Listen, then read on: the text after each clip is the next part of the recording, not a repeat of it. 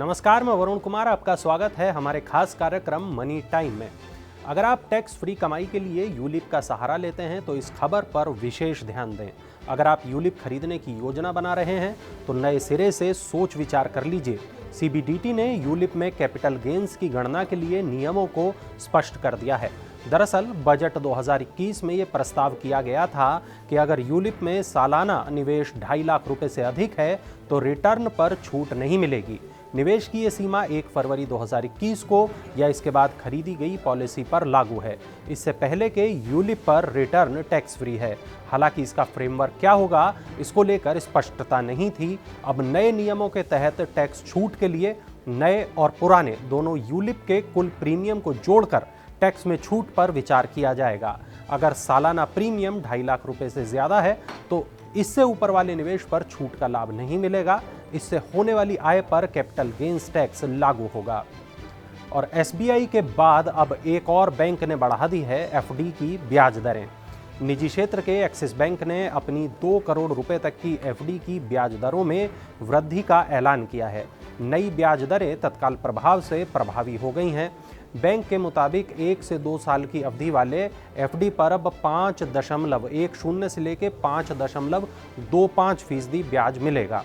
2 साल और 5 साल से कम वाली एफडी पर 5.40% और 5 साल से 10 साल की अवधि वाली एफडी पर 5.75% ब्याज दिया जाएगा। बैंक ने वरिष्ठ नागरिकों के लिए भी एफडी पर ब्याज दरों को बढ़ा दिया है। और वोडाफोन आइडिया की मुसीबतें कम होने का नाम नहीं ले रही हैं। नवंबर 2021 में करीब 19 लाख ग्राहकों ने वोडाफोन आइडिया का साथ छोड़ दिया।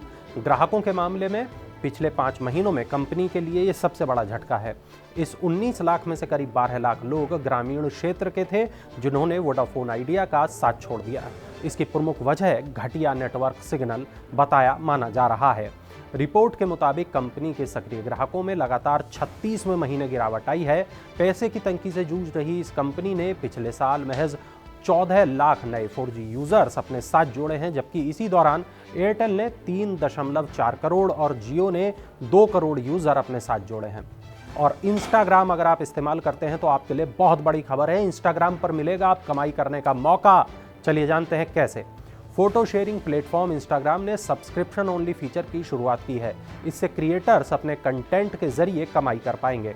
हालांकि अब ये फीचर कुछ अमेरिकी क्रिएटर्स के लिए ही लाइव किया गया है। इस फीचर की मदद से क्रिएटर्स अपने पेड फॉलोअर्स को एक्सक्लूसिव लाइव वीडियो और स्टोरी का एक्सेस दे सकेंगे।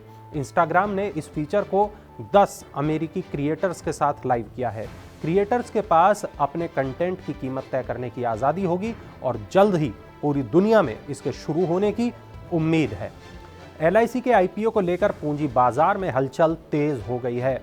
भारतीय जीवन बीमा निगम के IPO से सरकार की उधारी या वित्तीय घाटा कम होने के अनुमान लगाए जा रहे हैं। SBI इको रैप के मुताबिक अगर LIC का IPO वित्त वर्ष 2021-22 में ही पूरा हो जाता है तो सरकार की झोली में करीब 3 लाख करोड़ रुपए की नकदी होगी। रिपोर्ट में जो आकलन किया गया है उसके मुताबिक अगले वित्त वर्ष में सरकार की उधारी 12 लाख करोड़ रुपए रहने की संभावना है। अगर चालू वित्त वर्ष यानी मार्च 2022 तक LIC का IPO पूरा हो जाता है तो सरकार के पास 3 लाख करोड़ रुपए की नकदी होगी। ज्यादा नकदी से सरकार को वित्त वर्ष 2022-23 का वित्तीय घाटा काबू करने में मदद मिलेगी। एयर इंडिया ने बोइंग 777 के साथ शुरू की अमेरिका के लिए उड़ान सेवा।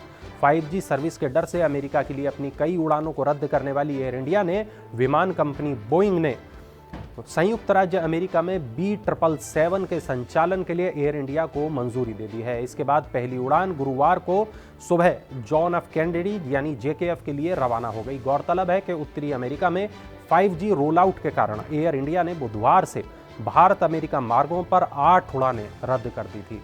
एयर इंडिया के अधिकारी के एक मुताबिक USA में उड़ान भरने वाली B777 के मामले को अब सुलझा लिया गया है। अमेरिकी प्राधिकरण से मंजूरी के बाद एयर इंडिया ने अमेरिका के लिए B777 का संचालन एक बार फिर से शुरू कर दिया है। आधार कार्ड दिखाने पर पेट्रोल खरीदने पर मिलेगा 25 रुपए का डिस्काउंट। जी हाँ, झारखंड में 2 पहिया वाहन मालिकों को पेट्रोल पर 25 रुपए का डिस्काउंट लेने के लिए अपना आधार कार्ड दिखाना जरूरी होगा। दिसंबर में झारखंड के मुख्यमंत्री हेमंत सोरेन ने पेट्रोल पर सब्सिडी देने की घोषणा की थी। इसके लिए एक ऐप को पेश किया गया है जिसमें लाभार्थी को अपना आधार कार्ड की जानकारी भरनी होगी और 1 महीने में केवल 10 लीटर पेट्रोल पर ही ये डिस्काउंट मिलेगा।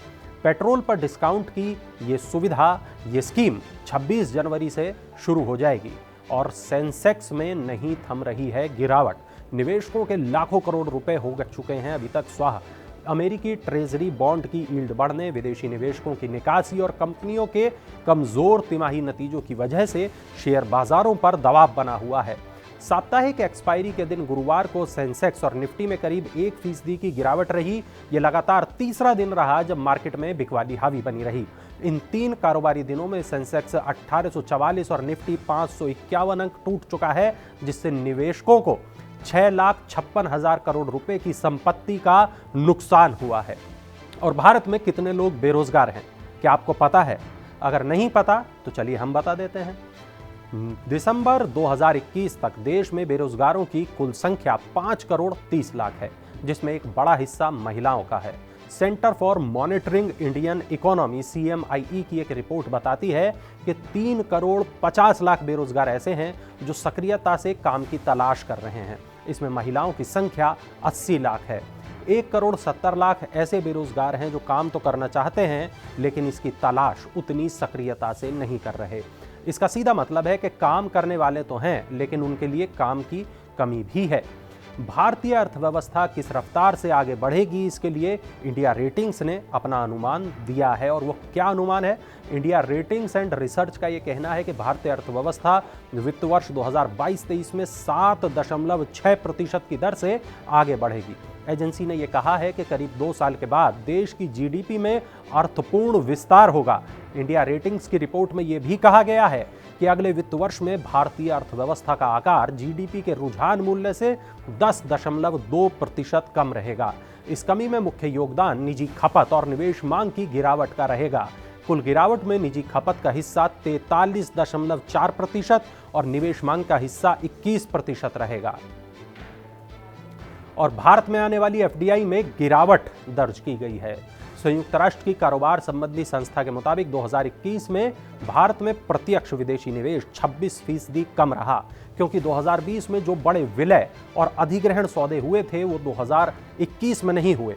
भारत में 2020 में FDI 27% बढ़कर 64 अरब डॉलर रही। इससे पहले 2019 में ये 51 अरब डॉलर थी। इसके उलट 2021 में वैश्विक FDI 77% बढ़कर कोविड-19 से पहले के स्तर से भी अधिक 1650 अरब डॉलर तक पहुंच गई, जो 2020 में 930 अरब डॉलर के पास थी।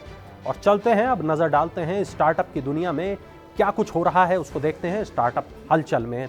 दुनिया भर में सेल्स और सपोर्ट टीम के लिए बिजनेस ऑटोमेशन टूल्स बनाने वाली सैस लैब्स ने सीरीज B फंडिंग राउंड में 4.2 करोड़ डॉलर की राशि जुटाई है। सिकोया कैपिटल इंडिया के नेतृत्व में बेस 10 पार्टनर्स और 8 रोड्स वेंचर्स ने निवेश किया है।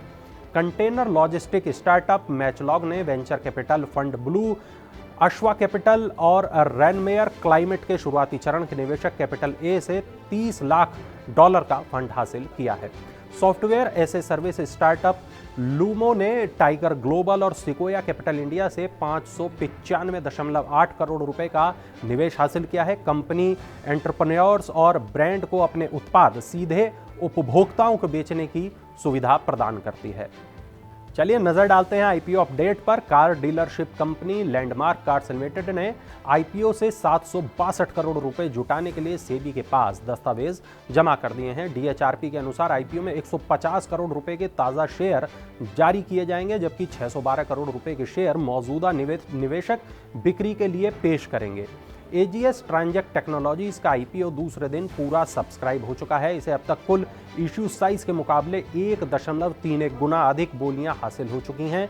3 दिन तक चलने वाली शेयर बिक्री के लिए प्रति शेयर कीमत 166 से 175 रुपए है। तो ये आज का हमारा बुलेटिन था, लेकिन चलते चलते आपको बता दें कि एक नया कार्यक्रम मनी 9 पर लॉन्च हुआ है और उस कार्यक्रम का नाम है मनी सेंट्रल। अंशुमान तिवारी के साथ इस कार्यक्रम को देखना बिल्कुल मत भूलिए। रोज रात 9 बजे मनी 9 पर सब्सक्राइब कर लें हमारा YouTube चैनल।